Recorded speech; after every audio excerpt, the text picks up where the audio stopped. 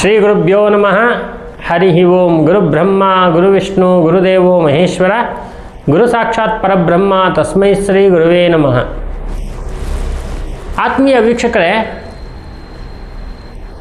ಎಷ್ಟೋ ಜನ ಕೇಳ್ತಾರೆ, ಗುರುಗಳೇ ನಾವು ಈ ಜನ್ಮದಲ್ಲಿ, ನಾನು ಹುಟ್ಟಿದಾಗಿಂದ ಇವತ್ತಿನ ತನಕನೂ ನನಗೆ 35 ವರ್ಷ, ನನಗೆ 40 ವರ್ಷ, ನನಗೆ 50 ವರ್ಷ, ಯಾರಿಗೂ ಏನೂ ಅನ್ಯಾಯ ಮಾಡಿಲ್ಲ ಗುರುಗಳೇ.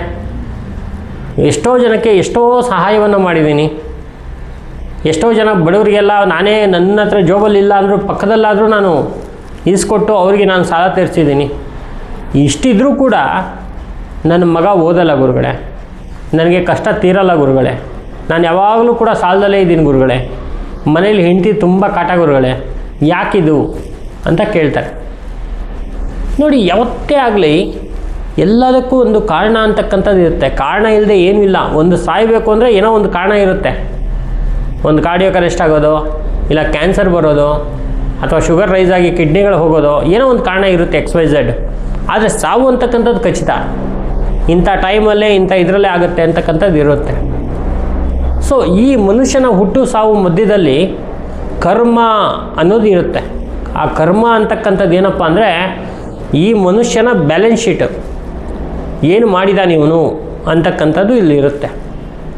ಹಾಗಾಗಿ ಮನುಷ್ಯನ ಕರ್ಮಾಂತರಗಳು ಮುಂದುವರಿಯೋದ್ರಿಂದ, ಅಂದರೆ ವಂಶ ಪಾರಂಪರೆಯಾಗಿ ಮುಂದುವರಿಯೋದ್ರಿಂದ, ತಾವು ಸರಿ ಇದ್ದರೂ ಕೂಡ ತಮ್ಮ ಪೂರ್ವಜರಿಂದ ಬಂದಿರತಕ್ಕಂಥ ಕೆಲವು ತೊಂದರೆಗಳು, ದೋಷಗಳು, ಶಾಪಗಳು ಇರುತ್ತೆ. ಅದರಲ್ಲಿ ನಾವೊಂದಷ್ಟು ದೋಷಗಳನ್ನ ಹುಡುಕ್ತೀವಿ. ಯಾವುದು ದೋಷಗಳಲ್ಲಿ? ಜಾತಕದಲ್ಲಿ ನೋಡಿದ್ರೂ ಗೊತ್ತಾಗುತ್ತೆ, ಪ್ರಶ್ನೆ ಹಾಕಿದ್ರೂ ಗೊತ್ತಾಗುತ್ತೆ. ಪಿತೃಶಾಪ, ತಂದೆಗೆ ನಮ್ಮ ತಾತನೋ ಮುತ್ತಾತನೋ ಅವ್ರ ತಾತನೋ ಹೊಡೆದಿರೋದು, ಮಾಡಿರೋದು, ಆಸ್ತಿಗೆ ಇಟ್ಕೊಂಡು ಆ ತಾತನಿಗೆ ಹೊರಗಡೆ ಹಾಕಿರೋದು, ಆಯಿತಾ? ಆ ಪೂರ್ವಜರು ಯಾರ್ದೋ ಒಬ್ಬರು ವಯಸ್ಸಾಗಿರ್ತಕ್ಕಂಥ ಮುದುಕ ಇರ್ತಾನೆ, ಅವನಿಗೆ ಮೋಸ ಮಾಡಿ ದುಡ್ಡು ಕಿತ್ಕೊಂಡ್ಬಿಡ್ತಾನೆ ಈ ಮುದುಕ. ಇವನ ಮಕ್ಕಳಲ್ಲಿ ಈ ಒಂದು ಶಾಪ ಮುಂದುವರಿಯುತ್ತೆ, ಅವನು ಹಾಕಿರೋಂಥ ಶಾಪ ಮುಂದುವರಿಯುತ್ತೆ. ಪಿತೃಶಾಪ ಅಂಥೇಳಿ ಹೇಳ್ತೀವಿ ನಾವು. ಅದೇ ಥರ ಮಾತೃಶಾಪ, ಹಿಂದೆ ತಲೆಮಾರುಗಳ ಹಿಂದೆ ಅಜ್ಜಿಯರಿಗೆ ಅದು ಯಾರಿಂದನೋ ಬೇರೆಯವರಿಂದ ತೊಗೊಂಡಿರತಕ್ಕಂಥ ಶಾಪ ಇರ್ಬೋದು, ಅಥವಾ ಅವ್ರದ್ದೇ ತಂದೆ ತಾಯಿಗಳಿಗೆ ತೊಂದರೆ ಮಾಡಿರ್ತಕ್ಕಂಥ ಶಾಪ ಇರ್ಬೋದು. ಆ ಮಾತೃಶಾಪ ಅಂತಕ್ಕಂಥದ್ದು ಕೂಡಲೇ ತಲೆಮಾರಿಂದ ಬರ್ತಾ ಇರುತ್ತೆ. ಇನ್ನು ಭ್ರಾತೃಶಾಪ, ಅಣ್ಣ ತಮ್ಮಂದಿರಿಗೆ ದ್ರೋಹ ಮಾಡುವಂಥದ್ದು. ಮತ್ತು ವಿಶೇಷವಾಗಿ ಸರ್ಪಶಾಪ, ಸರ್ಪಾದಿಗಳನ್ನ ಹಿಂಸೆ ಮಾಡಿ ಕೊಲ್ಲುವಂಥದ್ದು. ಮತ್ತು ವಿಶೇಷವಾಗಿ ಏನಂತ ಹೇಳಿದ್ರೆ, ಕೆಲವು ಗುರುಗಳಿಗೆ ನೋವು ಮಾಡಿ ತಗೊಂಡಿರ್ತಕ್ಕಂಥ ಗುರುಶಾಪ, ಭಗಿನಿ ಶಾಪ, ಈ ಥರ ನಾನಾ ರೀತಿ ಶಾಪಗಳಿರ್ತವೆ. ಇವರು ಏನು ಮಾಡಿಲ್ಲ, ಎಲ್ಲ ಪುಣ್ಯದ ಕೆಲಸನೇ ಮಾಡ್ಕೊಂಡು ಚೆನ್ನಾಗಿ ಜೀವನ ಮಾಡ್ಕೊಂಬಂದರೆ ಇವರ ಮಕ್ಕಳು ಮೊಮ್ಮಕ್ಕಳ ಕಾಲದಲ್ಲಿ ರಾಜರ ಥರ ಆರಾಮಾಗಿರ್ತಾರೆ.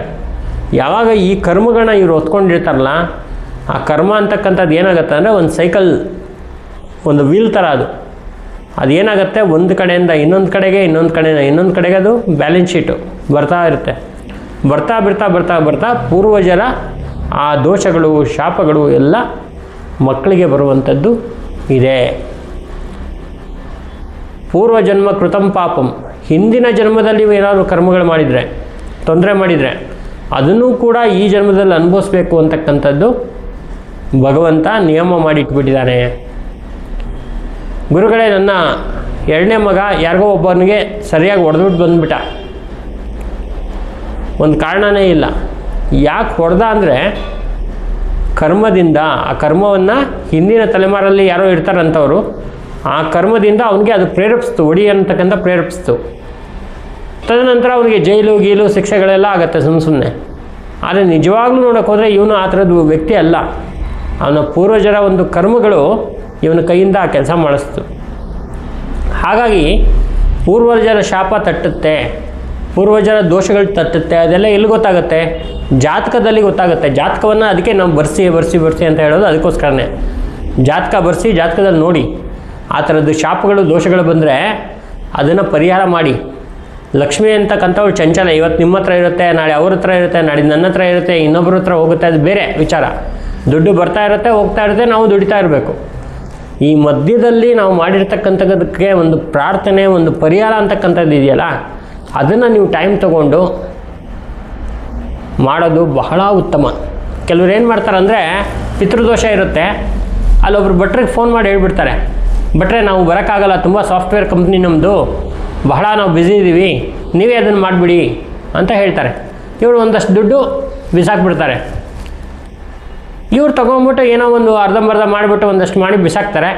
ಆಮೇಲೆ ನೆಕ್ಸ್ಟ್ ಟೈಮ್ ಯಾವಾಗಾದ್ರೂ ಅವ್ರಿಗೆ ದೊಡ್ಡ ಪ್ರಾಬ್ಲಮ್ ಏನಾದ್ರು ಬರುತ್ತೆ, ನಮ್ಮ ಹತ್ರ ಬಂದು ಮುಂದೆ ಕೂತ್ಕೊಂಡಾಗ ಪ್ರಶ್ನೆ ಆಗಿದಾಗ ಆ ಪ್ರಶ್ನೆಯಲ್ಲಿ ಬಂದಿರುತ್ತೆ, ಏನಪ್ಪ ಅಂದರೆ, ಇಲ್ಲ ನಾವು ಅವತ್ತೇ ಪುರೋಹಿತರಿಗೆಲ್ಲ ದುಡ್ಡು ಕೊಟ್ಬಿಟ್ಟಿದ್ದೀವಿ, ಹೆಂಗೆ ಮಾಡಿದ್ರಿ?